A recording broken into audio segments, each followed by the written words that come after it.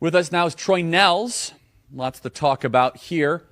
Troy, we want to start talking. Congressman Troy Nehls is doing a great job. Troy, I want to ask you about the Wray hearings. What was your reaction to Christopher Wray's attitude, his smugness, and his lack of answers towards the representation of the sovereign, which is Congress? Your thoughts, Congressman Nehls. Charlie, good to be with you.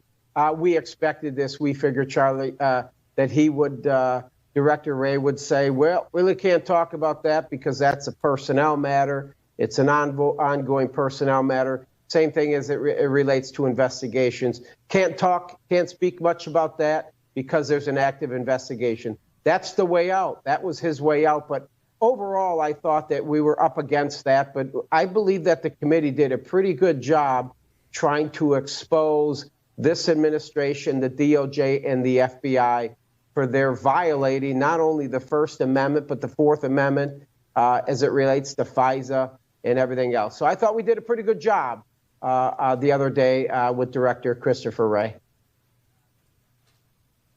I want to play cut 83. This is you grilling Christopher Wray. Play cut 83. Mr. Wray, you have arrested hundreds of people related to January 6th.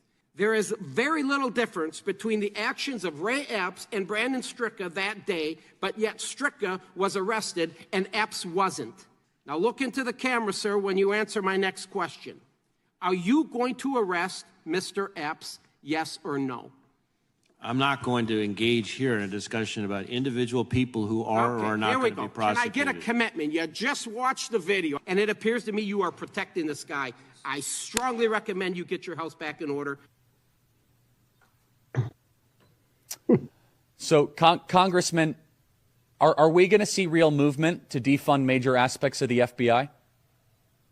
Well, I'm glad that you played that. I played a 42-second clip of Ray Epps. I mean, everybody knows who Ray Epps is, right? I mean, he was there the night prior saying go into the Capitol. He was there the day of going to the Capitol. And I showed the director with this 42-second video of Mr. Ray Epps being at the front line when they breached the first barricade. And then I bring up Brandon Stricka. He was a great American. He was arrested that day, never went into the Capitol, never assaulted anybody.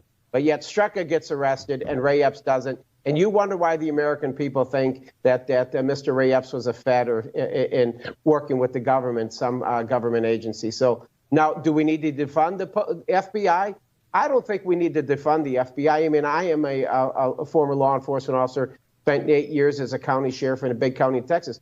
I think the average day man and woman that is out there trying to protect our country, looking at child predators and going after MS-13 gang members, I think they truly want to serve their community. But what we got to do is we got to gut the leadership. We got to gut the leadership and then get new leadership and then go in there and change policy. That's what we need to do. And the only way to truly do that is we need to get Donald Trump back in the White House.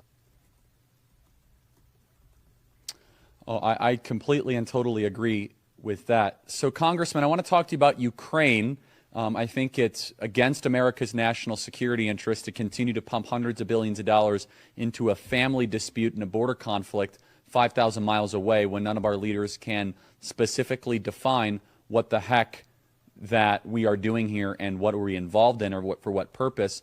Congressman, are you starting to see some of your colleagues start to think differently about Ukraine, or is there still enthusiastic cheerleading to get us closer to a kinetic war with Russia? No, Charlie, I think that there are more members in the House that are starting to ask serious questions about Ukraine. I think I was one of the maybe 50 or 55 or so that did not vote for the initial $40 billion. The initial $40 billion, I said, no, this administration still doesn't have a strategy into the Ukraine. So there was an amendment out there that said no more funding for Ukraine until this administration can define and let the American people know what their strategy is. But that amendment was defeated, sadly. But the point is, I've never given a nickel to Ukraine. If there is legislation out there that talks about giving the money to Ukraine, I can't do it because there is no strategy. We're up to $110 billion. Charlie, $110 billion. That money could be spent here helping our southern border and helping all the issues that we have in our country. But we're giving it to the Ukraine. We're going to end up rebuilding that country, too. This is just the beginning. We're going to end up rebuilding that country. Shameful. The American people deserve better. We need those resources back here at home. And there is no end game there. And those that say that Ukraine is going to win this thing, oh, no. I spent 22 years in the military. I have a little bit of experience. We're not winning that. We're not winning that over there. We're just not. And Zelensky is going to walk out of this a billionaire. You watch. He'll leave it a billionaire. Oh, that's really smart. I totally agree. Zelensky will be a Zuckerberg, not that rich, but he'll be rich. He'll be a Reid Hoffman type, and the American Treasury will be depleted in a black hole. We're $30 trillion in debt. So, Congressman, I have a question. I know this is a simple question constitutionally. Why has there not been a congressional declaration of war? We are at war against Russia. Can you force that vote? Is there any appetite to actually, I don't know, read and follow the Constitution? Republicans are always lecturing their voters about how much they love the Constitution. Why haven't we voted on a declaration of war? I believe there was some legislation in this NDAA markup over the week that we had here with an amendment, and I believe that was defeated as well. So you're right. I think that this administration should seek Congress support and get this declaration of war, but that's not what they want. This Biden administration, listen, Joe Biden is over there. He's taking pictures with this guy. He lets Zelensky know, hey, listen, whatever you need, we're never leaving you. There's an open checkbook. So now the American people are going to be paying for this thing, and there's no end game in sight. It's just ridiculous. And if you look at Zelensky, if you really want to end this thing, and I'll say this to you, Joe Biden, if you really want to end this war in Ukraine, all you have to do is call Donald Trump, and he'll call Vladimir. I think that's the way to end it, because trust me, everybody knows he never went into Ukraine. Putin never went into Ukraine under Donald J. Trump. But this guy's exploiting the weakness that we have with Joe Biden. So I think if you want to end it, but the sad part about it is right now, Zelensky, I think he is saying, if we end this thing, we want Crimea back. We want all the territory that they took since it started, 15 months ago, but we want Crimea back. That's never going to happen. Putin's never given Crimea back, and we could be at this thing for years to come. And we will be. Largely thanks to establishment neoconservative Republicans like Mike Pence, play cut 122. And I think it's absolutely essential that we do everything in our power to restore public confidence in the one person, one vote principle at the heart of this republic. Why not just get rid of electronic voting machines and call it a day, and then we don't have to debate it?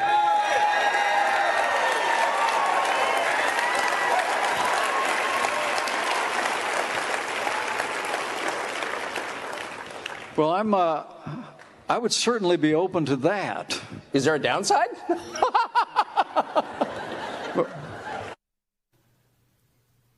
Okay, that is not the clip I wanted, Congressman. I apologize. But it's really entertaining.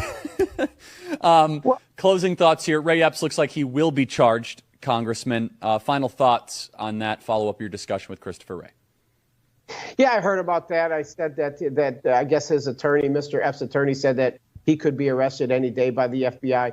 I don't want to take credit for that, but it's just common sense and logic. And I told the FBI director, I said, you arrested other people for doing somewhat the same thing that we have Mr. Ray Epps on video, and you haven't touched that guy. You removed him from number 16 of the FBI most wanted. You took him off, and you wonder why the American people don't have faith and confidence and can trust this government. We can't trust the FBI. They've weaponized it to go against the American people and our federal government as a whole, the way they're censoring speech.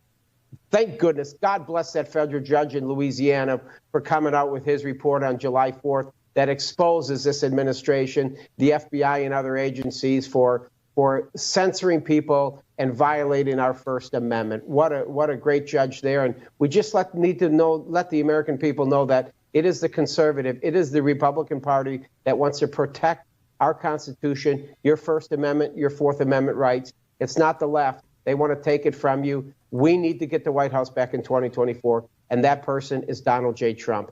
God bless you, Charlie. Thanks for having me. Thanks, Troy. Appreciate it. Congressman Nehls doing a great job. Thanks so much. Really fast.